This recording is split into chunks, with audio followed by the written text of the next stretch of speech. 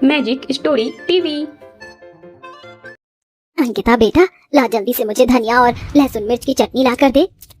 लाई माँ। माँ मुझे भी एक अपने हाथ का एक वड़ा पाव दो ना। दूंगी बेटा, अभी पहले ग्राहकों को निपटा दूं। ठीक है माँ, मैं भी आपकी वड़ा पाव बनाने में मदद करूंगी। बेटा पहले तू बड़ी हो जा, उसके बाद तू भी वड़ा पाव बना लेना। अंकिता अपनी माँ की बात सुनकर मुंह बनाने लगी। उसकी माँ मुंबई में स्वादिष्ट वड़ा पाव बेचा करती थी, जो काफी अच्छे तरीके से उन माँ बेटी के बिक जाते थे। ऐसे ही सिलसिला चलते हुए अब सालों गुजर चुके थे और अब अंकिता बड़ी हो चुकी थी। अरे बहन, एक वड़ा पाव देना हरी चटनी के साथ। देती हूँ माँ, एक वड़ा पाव हरी चटनी के साथ देती हूँ। ये लीजिए। कुछ भी कहो, आपके यहाँ जैसा वड़ा पाव का स्वाद कहीं नहीं है। इतने से इतने बड़े हो गए, लेकिन लक्ष्मी जी के वड़ा पाव जैसा स्वाद कहीं नहीं चखा। वो आदमी तारीफ करता हुआ वहाँ से चला गया। अंकिता और लक्ष्मी दोनों माँ बेटी की जिंदगी इसी कारोबार से अच्छी चल रही थी और अब अंकिता की शादी का समय आ चुका था। उसकी शादी मुंबई से डायरेक्ट दिल्ली के एक गरीब से आदमी से तय हुई थी। मेरी बच्ची, अब तुझे अपनी माँ को अलविदा कहने का वक्त आ गया है। माँ, मुझे तुम्हारी बहुत याद आएगी। मेरे जाने के बाद खुद को अकेला मत समझना। आपकी बेटी चाहे जहाँ भी रहे, आपके लिए हमेशा खड़ी रहेगी। मैं कहाँ अकेली हूँ, तू आराम से जा और अपनी नई जिंदगी की शुरुआत कर। मैं तो अपने वड़ा पाव के सहारे ही बाकी की जिंदगी गुजार दूंगी। लक्ष्मी ने सीने से लगाकर अपनी इकलौती बच्ची को विदा कर दिया और अंकिता दिल्ली में अपने पति के साथ आ गई। कुछ दिनों तक तो सब कुछ सही ही चलता रहा, लेकिन कुछ दिनों के बाद ही अंकिता को उसकी माँ की मौत की खबर लगी। माँ, माँ तो मुझे छोड़कर क्यों चली गई? माँ, मैं तेरे बिना अब क्या करूंगी? किसके सीने से जाकर लगूंगी? माँ, संभालो खुद को अंकिता। अपनी माँ के देहांत पर अंकिता बहुत रोई। उसने मुंबई में ही अपनी माँ का अंतिम संस्कार किया और फिर वो हमेशा के लिए मुंबई को अलविदा बोल आई। Like, subscribe and share. मेरे माँ बाबा जो कि मेरा सब कुछ थे, वो इस दुनिया से अब चले गए हैं। ये शहर उनके जाते ही पराया सा लग रहा है जैसे मुंबई में मैं कभी थी ही नहीं। अलविदा मुंबई। मेरी माँ के साथ साथ अब मैं भी तुमसे अलविदा लेती हूँ। माँ के अंतिम संस्कार के बाद अंकिता हमेशा के लिए मुंबई शहर को छोड़ आई और दिल्ली में अपने पति के साथ रहने लगी। लेकिन कहते हैं ना कि ऊपर वाले की लाठी जब पड़ती है तो सर से पैर तक सब कुछ हिलाकर ही मानती है। बस वैसा ही कुछ अंकिता के साथ भी हुआ। क्या हुआ जी? आज आप काम पर से इतनी जल्दी कैसे आ गए? अंकिता, भगवान का लाख लाख शुक्र अदा करो, ये तुम्हारे माथे का सिंदूर सही सलामत है। जानती हो, आज फैक्ट्री की छत गिर गई। पूरे दिल्ली शहर में कोहराम मचा हुआ है। दूर दूर से आने वाले न जाने कहाँ कहाँ के लोग मारे गए हैं। क्या आपको कहीं लगी तो नहीं ना? मैं उस वक्त किसी काम से बाहर आ गया था। मैं ठीक हूँ।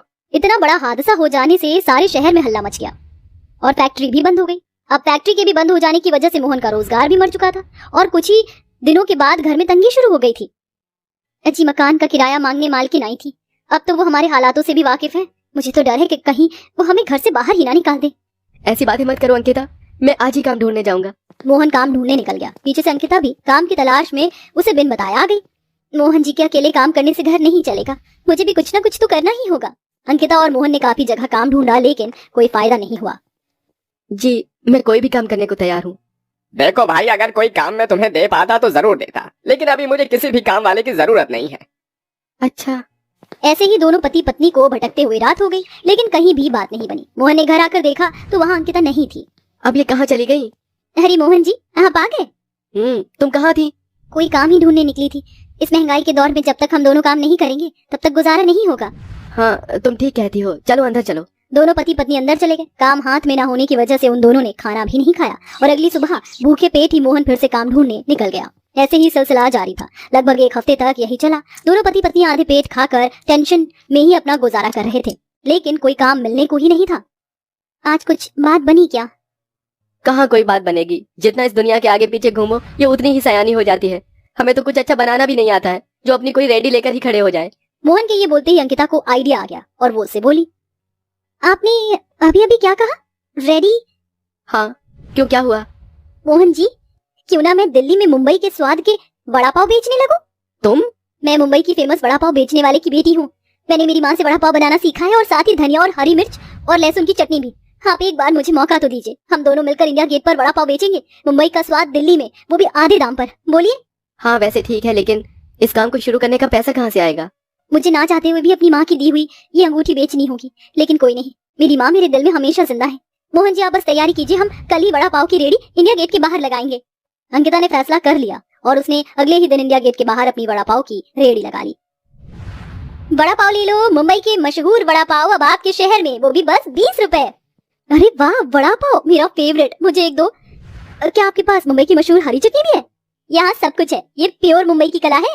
अंकिता के वहाँ रेडी लगाते ही उसके पास ग्राहकों की भीड़ लग गई और सुबह से शाम तक उसकी अच्छे से बिक्री हो गई। अरे मात्र 20 रुपए में वड़ा पाव, वो भी मुंबई वाला स्वाद। अरे वाह, मुझे तो 3 देना, वो भी हरी चटनी के साथ। अभी देती हूँ। अंकिता के वड़ा पाव बाकी रेडी वालों से बहुत सस्ते थे, जिसकी वजह से कुछ दिनों में ही उसका काम चल निकला और इसी वजह से बाकी के रेडी वाले उससे जलने लगे, जिसकी वजह से एक दिन उन सभी जलने वालों ने एक योजना बनाई। जब अंकिता ने अपनी रेडी लगाई तो उन्होंने पुलिस वगैरह को बुलाकर उसकी रेडी पलट दी। ये आप सभी क्या कर रहे हैं? मेरी रेडी को क्यों पलटा?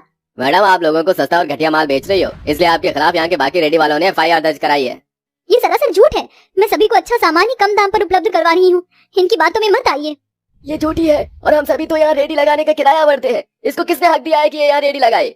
आप यहाँ किसकी मर्जी से रेडी लगा रही हो मैडम? है आपको यहाँ से लगाने का कोई हक नहीं है। आपको कानूनी रूल तोड़ने की वजह से सजा भी हो सकती है। चलिए थाने चलिए। नहीं, ऐसा मत कीजिए, आपको भगवान का वास्ता, अरे कोई तो इंसानियत के नाते मेरी मदद कर दीजिए, ये लोग बेवजह ही मेरे पीछे पड़ गए हैं। अंकिता रोने लगी, लेकिन कोई भी आगे आने की हिम्मत नहीं कर रहा था। अंत में ये खबर वहीं भीड़ में खड़े एक आदमी को लगी और वो अंकिता की मदद के लिए आगे आया। आप यहाँ इन्हें परेशान क्यों कर रहे हैं? अरे कौन हो भाई? मैं दिल्ली पुलिस डिपार्टमेंट का IPS ऑफिसर हूँ। यहाँ क्या हो रहा है? वो सर, वो अक्सर चोर के जबान को कांपता हुआ देखा था, आज पुलिस भी घबरा रही है। तुम्हें मुझे कुछ भी बताने की जरूरत नहीं है, इतना तजुर्बा तो मुझे भी है कि यहाँ क्या हुआ है। Like, subscribe and share. लेकिन मैं एक बात बता दूं, हमें किसी को भी किसी की ऐसी रेडी पलटने का हक नहीं है, समझे? मैडम, आप बेफिक्र हो जाइए, अब आपको यहाँ कोई परेशान नहीं करेगा, और अगर किया तो आप मुझे याद करना। और यहाँ सभी कान खोलकर सुन ले, ये जगह पब्लिक की संपत्ति है और यहाँ हर कोई सरेआम चीजों को लेन देन कर रहा है, समझे? मैडम, आप यहाँ रेडी लगाने के लिए हर महीने पुलिस को 500 रुपए दे देना। आपकी जगह पर कभी कोई रेडी नहीं लग पाएगी। आपका बहुत बहुत शुक्रिया भाई साहब, अगर आज आप ना होते तो ये लोग मुझे यहाँ रेडी नहीं लगाने देते। जहाँ बुराई है वहाँ अच्छाई भी है, इसीलिए आप शुक्रिया मत कीजिए। और ये तो मेरा फर्ज था, और आप भूल रही हैं, आपके मुंबई वाले वड़ा पाव मेरी पूरी फैमिली को बहुत पसंद है। अगर हमने आपको हटा दिया तो हमें मुंबई वाला वड़ा पाव कैसे मिलेगा? क्यों भाइयों? हाँ सही कह रहे हो। हाँ सही कह रहे हो। बहन जी, हम सब आपके साथ हैं, हम भी देखते हैं अब आपकी रेडी को कौन हाथ लगाता है। ऐसे बोलता हुआ कार्तिक वहाँ से चला गया। उस दिन के बाद से किसी ने भी अंकिता को परेशान नहीं किया। अब वो बेफिक्र होकर अपने वड़ा पाव की रेडी लगाती थी। उसका काम भी चल चुका था, तो अब उसकी आर्थिक स्थिति भी सुधर गई थी और अब सब कुछ ठीक हो चुका था। Please like, share and subscribe. Thank you.